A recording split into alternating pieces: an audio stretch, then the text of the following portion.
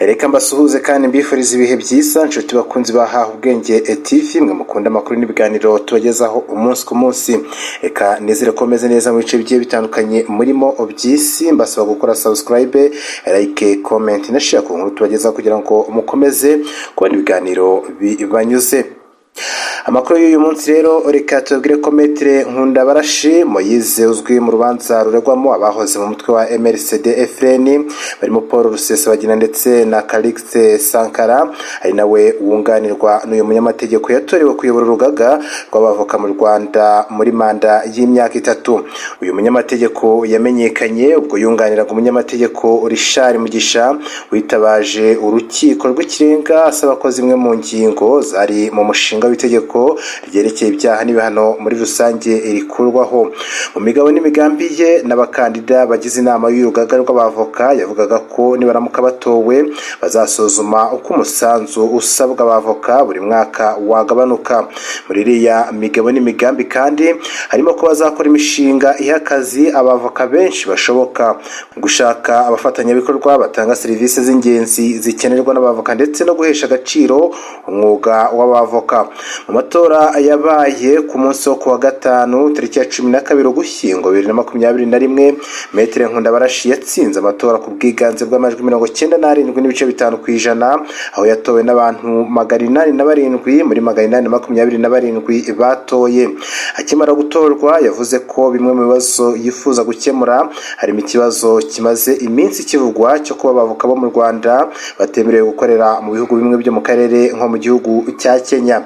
Yagize ati harimo ibindi bibazo dukeneye kwitaho biri mu karere bikeneye gukemuka, birimo kwemerera abavoka bo mu Rwanda kujya gukorera muri Kenya ndetse no kuba nabo bakwemererwa gukorera mu Rwanda kuko hakirimo ikibazo cyo gusinya amasezerano y'ubufatanye. Yavuze kandi ko bimwe mu bigiye kwihutirwa gukorwa ari ukwihutisha ikoranabuhanga ndetse no guteza imbere siporo. Naho mu yandi makuru yagarutsweho nuko ikigo cy'igihugu cy'imisoro n'amahoro Rwanda Revenue Authority cyahaye miliyoni 25 z'amafaranga y'u Rwanda abacuruzi bahombejwe n'imitingito.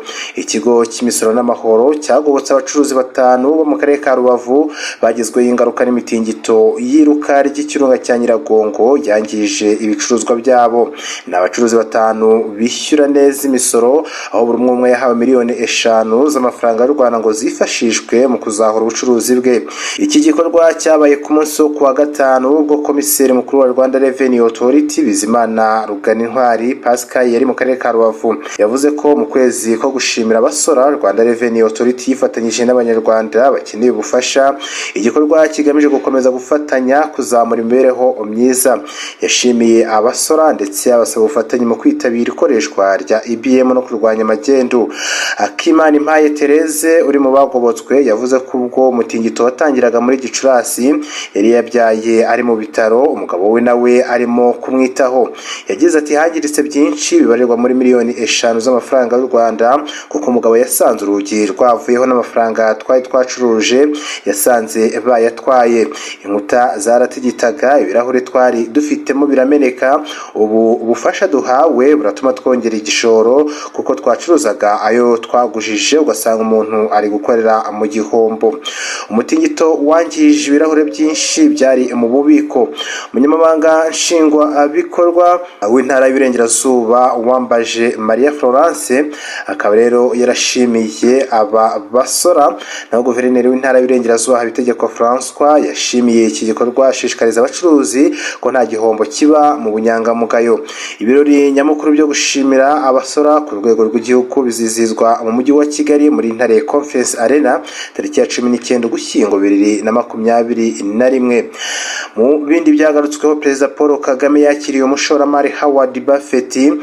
Rero akaba yarakiriye umushoramari wo muri Leta Zunze Ubumwe za Amerika Howard Buffett Graham muri Village Urugwiro bagirana ibiganiro by'ibanze kwishyirwa mu bikorwa ry'imishinga isanzwe hagati ya Howard Buffett Foundation ndetse na guverinoma y'u Rwanda. Buffett afite ibikorwa bitandukanye mu Rwanda birimo umushinga wo kuhira wubatswe mu murenge w'umuturage wa Nasho mu karere ka Kirehe uzwi nka Nasho Irrigation Scheme. Ni umushinga wakozwe mu bufatanye bwa guverinoma y'u Rwanda ndetse na Howard Buffett Foundation ugamije guteza imbere ubuhinzi by'umwihariko mu kuzamura umusaruro w'abahinzi baciriritse. Uwo mushinga wa Nasho ukora guhera mu gihembwe cy'ihinga 2017 ugizwe n'ibyuma 63 byuhira ku butaka bufite ubuso bwa hegitari 1,173 bw'abahinzi 2,099 baciriritse. Ni umushinga kandi ufite agaciro ka miliyoni 54 z'amadolari y'Amerika ugamije gufasha abahinzi guhinga igihe cyose badategereje imvura, bakifashisha inyongeramusaruro n'amazi ahagije ku butaka, bityo bakabona umusaruro mwinshi kandi mwiza. Kubera uburyo bushya bwo guhinga, umusaruro w'ubuhinzi mu gihembwe cya 2020 Nasho ibigori byeze hagati ya toni 5.5 ndetse na toni 10 kuri hegitari, ibishyimbo biba toni 1.5 kuri hegitari, naho soya yera toni 1.3 kuri hegitari. Umushinga wifashisha imbaraga zikomoka ku mirasire y'izuba mu gusunika amazi zingana na megawati 3.3. Muri uwo mushinga kandi harimo no gutuza abaturage 144 bo mu mudugudu w'inzu 36 zubatswe mu buryo bw'inzu enye zirimo mu nyubako imwe. Abagenerwabikorwa b'uyu mushinga wo kuhira bibumbiye muri koperative yiswe Nasho Irrigation Cooperative, ari nayo ikoresha ndetse ikabungabunga biriya bikorwa remezo. Bibarwa ko ishoramari rya Buffett mu Rwanda rimaze kugera kuri miliyoni zisaga 250 z'amadolari y'Amerika guhera mu mwaka w'2000, n'igice kinini cya miliyoni zigera kuri 650 z'amadolari y'Amerika maze gushora hirya no hino muri Afurika, cyane cyane mu bikorwa bijyana no guteza imbere abahinzi baciriritse. Mu mwaka wa 2017 kandi Howard Buffett Foundation yemeye gutanga miliyoni 125 z'amadolari y'Amerika zo kubaka mu Rwanda ishuri mpuzamahanga ry'ubuhinzi, Rwanda Institute for Conservation and Agriculture, rikorera i Nyamata mu karere ka Bugesera. Guverinoma y'u Rwanda yemeye gutanga ubutaka ryubatsweho n'ubundi bufasha bugamije gutuma hakorwa ishuri ry'ubuhinzi ku rwego mpuzamahanga. Uretse ibyo, muri 2015 Howard Graham Buffett Foundation yatanze inkunga ya miliyoni 47 z'amadolari y'Amerika zo gutangiza gahunda yiswe College of Agriculture Science and Natural Resources Undergraduate Scholarship Program, itera inkunga abanyeshuri 200 b'Abanyarwanda ngo babashe kwiga ibijyanye n'ubuhinzi butangiza ibidukikije muri University of Nebraska Lincoln. Binyuze muri iyo gahunda, abanyeshuri barangije basabwa kugaruka gukorera mu Rwanda nibura imyaka 5 nyuma yo kurangiza amasomo mu bijyanye n'ubuhinzi. Benshi muri abo nibo bakora muri iki kigo. Mu gicuku cyo kuri wa gatandatu tariki ya 13 Ugushyingo isaa 9, polisi ikorera mu karere ka Rubavu ku bufatanye n'izindi nzego z'umutekano bafashe abagabo 2 n'umukobwa umwe binjiza mu Rwanda amagendo y'imyenda ya caguwa amabaro 15. Bafatiwe mu karere ka Rubavu, umurenge wa Gisenyi, akagari ka Nengo, umudugudu wa Kivu. Umuvugizi wa polisi mu ntara y'Iburengerazuba, Chief Inspector of Police Bonaventure Twizere Karekezi, yavuze ko inzego zishinzwe umutekano zari mu kazi k'irondo rya nijoro saa 9 z'ijoro babona abantu barimo gutunda ibintu babyinjiza mu rugo ruri mu mudugudu wa Kivu. Nyuma babonye muri urwo rugo haje imodoka irimo n'abantu bafatwa gutyo. CIP Karekezi yavuze ko abashinzwe umutekano bakomeje kubona abo bantu batunda imifuka bayijyana mu urwo rugo. Muri icyo gipangu rero, nyuma haje kuza imodoka ijya muri icyo gipangu muri iryo joro, barakurikira basanga igipangu kirinzwe n'umuzamu.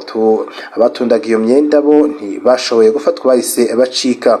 Umuzamu yavuze ko yari yemerewe amafaranga y'u Rwanda 20,000 kugira ngo abike mu gipangu iyo magendu ya caguwa, ariko akavuga ko atibuka neza amazina y'umuntu wari kumuhema ndetse ngo ntazi nyiri imyenda.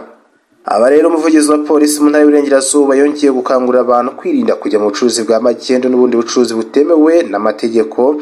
Ati duhora dukangurira abantu gukora ubucuruzi bwemewe n'amategeko mu rwego rwo kwirinda ibihano.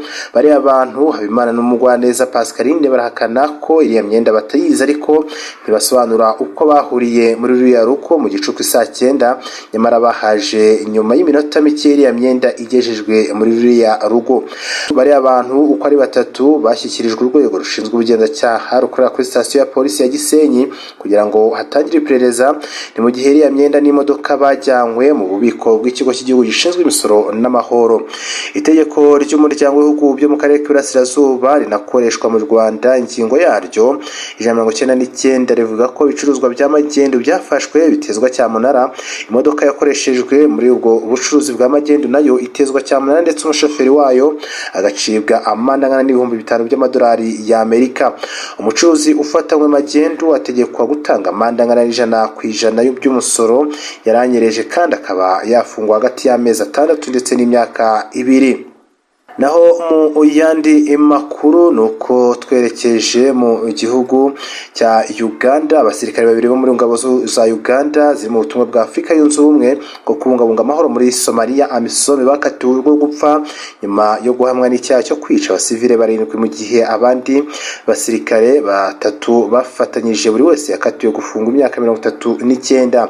Ibi byaha bakoze muri Kanama 2021 babihamijwe n'urukiko rwa gisirikare rwa Uganda ishami ry'i Mogadishu muri Somalia, aho rwemeje ko bishe abo basivile ku bushake mu gace kitwa Golweyne. Aya makuru yemejwe na Minisitiri w'Ubutabera muri Somalia Abdulkadir Mohamed Nuru mu kiganiro yagiranye na VOA Somali. Abasirikare bari basanzwe bakora uburinzi mu muhanda munini uri hagati y'agace ka Beridamini ndetse na Golweyne. Bishe aba baturage babarasheho amasasu bari guhinga mu murima, aho AMISOM ivuga ko bishwe ubwo aba basirikare bari mu mirwano n'abarwanyi ba Al-Shabaab. Nyuma y'uko bishwe n'abashinzwe kubarindira umutekano, abaturage bo muri ako gace byabateye umujinya bigaragambya basaba ko bahabwa ubutabera. Ku ya 13 Ugushyingo nibwo urukiko rwatangaje imyanzuro y'urubanza yishinjwa n'abavandimwe babishwe.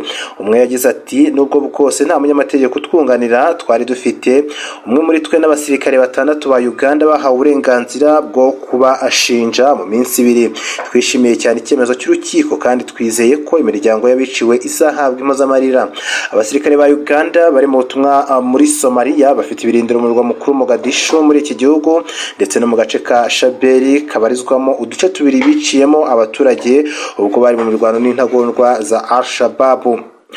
Mu bindi kandi byagarutswe mu gihugu cya Sudani nuko ihuriro ry'abaganga muri Sudani ryatangaje ku munsi wo kuwa 6 tariki ya 13 Ugushyingo 2021 abantu 5 bavuye mu myigaragambyo imaze iminsi muri iki igihugu yo kwamagana ubutegetsi bwa gisirikare bwashyizweho.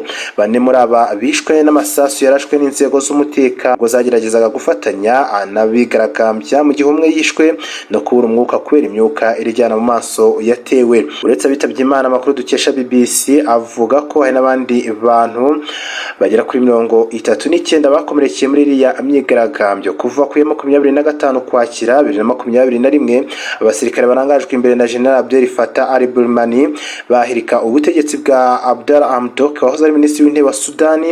Abaturage batangiye kwigaragambya hariya muri Sudani. Kugeza ubu abigaragambya biraye mu mihanda yo mu mijyi itandukanye y'iki gihugu basaba ko ubutegetsi busubizwa mu maboko y'abasivili.